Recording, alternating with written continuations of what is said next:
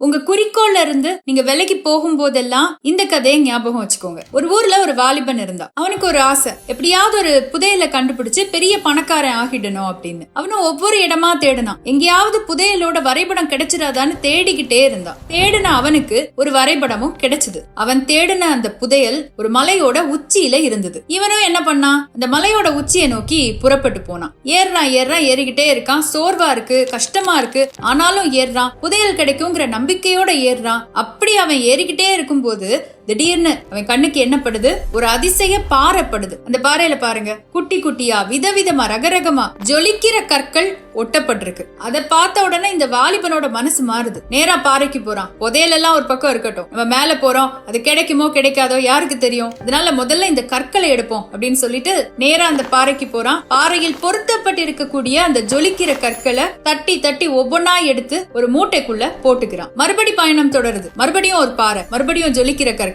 மறுபடியும் பாறைக்கு போய் கற்களை தட்டி தட்டி ஒவ்வொன்னா எடுக்கிறான் வாலிபன். இப்படியே வச்சுக்கோங்களேன், ஒரு 4-5 பாறையில பார்த்து பார்த்து தட்டி தட்டி கல்லை எடுத்த பிறகு இவன் மனசு என்ன நினைக்குது, இந்த கல்லையே எடுத்துட்டு போய் வித்து பணக்காரன் ஆகிக்கலாமே அப்படின்னு கற்களை எடுத்துக்கிறான். மலையில இருந்து இறங்குறான். அவனது ஊரை சேர்ந்த வைடூரிய வியாபாரிகளை போய் நேரா சந்திக்கிறான். அவங்களும் அந்த கல்லையெல்லாம் வாங்குறாங்க, சோதிச்சு பாக்குறாங்க. தம்பி, இந்த கல்லுக்கு ஒரு பொற்காசு இல்ல, வெள்ளி காசு கூட தர முடியாது, இது எல்லாமே கண்ணாடி கற்கள் அப்படின்னு சொல்லி அவன் கையிலேயே அதை கொடுத்து அனுப்புறாங்க. அந்த சமயம் இந்த வாலிபனுக்கு தோணுச்சான், மலை உச்சியில புதையல் இருக்குன்னு அந்த வரைபடம் ஏற்கனவே சொல்லிச்சு. ஆனா நம்ம அந்த வரைபடத்தை பின்பற்றி போகல, மலை உச்சிக்கு போகல. இடையில இருக்கிற கண்ணாடி கற்களை பார்த்து அதால கவரப்பட்டு அதையெல்லாம் எடுத்துட்டு வந்து இப்படி ஒண்ணுத்துக்கு இல்லாம ஆகிட்டோமே அப்படின்னு சின்ன சின்ன விஷயங்களை பார்த்து, சின்ன சின்ன சந்தோஷங்களை பார்த்து ஏமாந்து குறிக்கோள்ல இருந்து விலகுற ஒவ்வொருத்தருக்கும் இந்த வாலிபனுடைய நிலைமை தான். அதனால ஒவ்வொரு தடவை உங்க குறிக்கோள்ல இருந்து நீங்க விலகும் போதும் இந்த கதையை ஞாபகம் வச்சுக்கோங்க.